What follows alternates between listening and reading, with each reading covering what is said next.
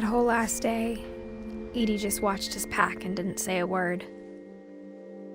Until supper, when she raised her glass and said, "To our final night together, and all our final nights apart." Grandma, you know what I said about alcohol. Some of your medications are very Edith, specific. I left a present for you in the hallway. Why don't you go open it? The grown-ups have to argue now. I'm sorry, you're right. We're all leaving tomorrow. Let's just enjoy our last... I'm not leaving. Edith, you're excused.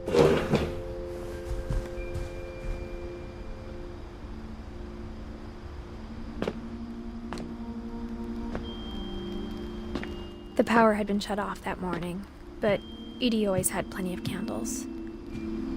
When my mom sealed the library, I don't think she knew about the other entrance. Or that Edie had a key to it.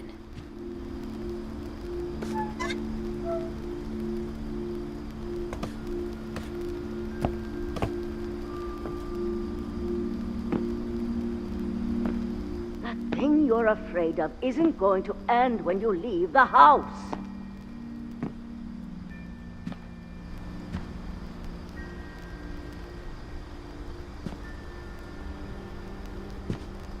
Edith has a right to know these stories.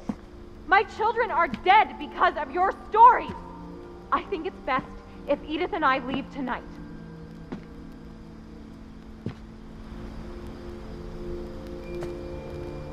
We'll have the nursing home send a van for you in the morning, okay?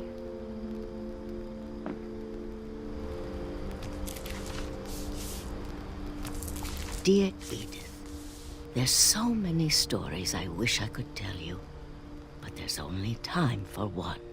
This is about what happened on the night you were born.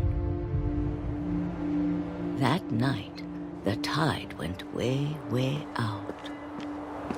It was the first and last time I ever saw the old house aground. There'd been an earthquake out in the middle of the ocean. They called it the lowest tide in 1,000 years. God, it smelled awful.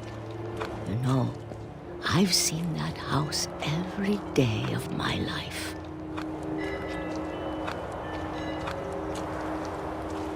But I never thought I'd go back to it. When the fog rolled in, I lost my way.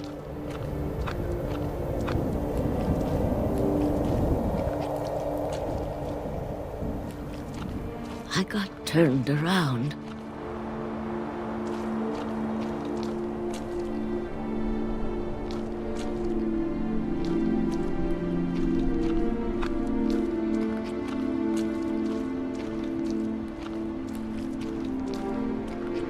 I started seeing things.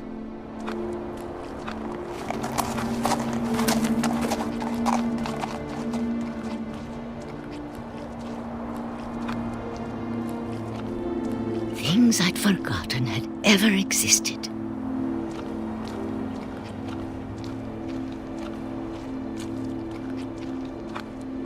But when I saw them, they felt like old friends. That night, a lot of things came back to me. Or maybe I came back to them.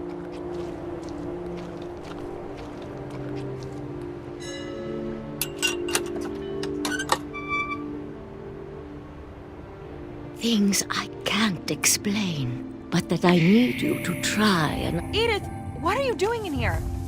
It's mine! Edith! Mom, you're gonna rip it! Let go! I kicked and screamed, but Mom dragged me to the car.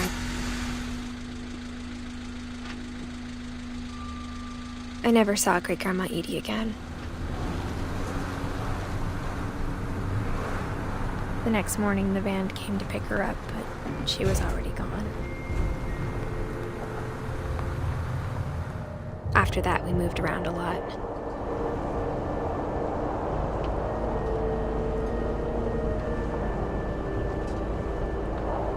We both tried to make the best of it.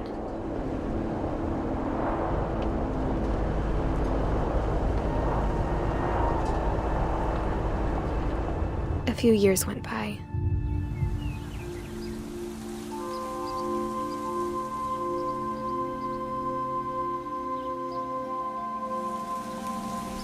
My mom didn't like to talk about it.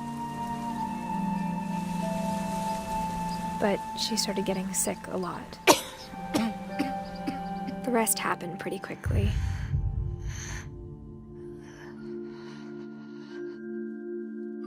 She got better for a while, and then she didn't.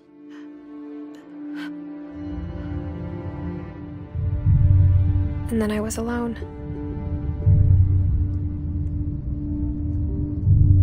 The last Finch left alive.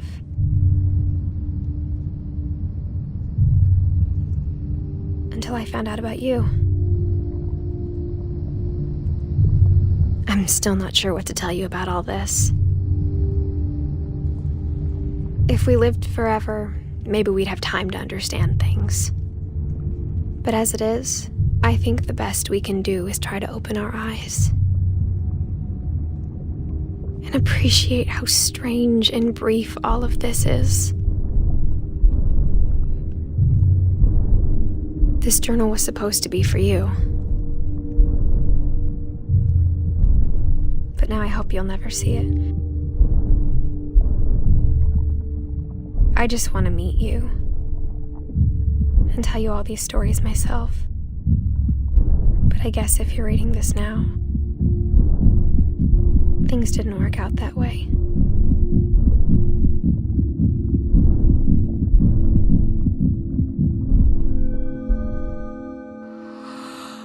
This is where your story begins.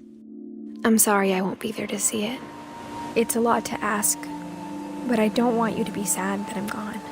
I want you to be amazed that any of us ever had a chance to be here at all. Good luck.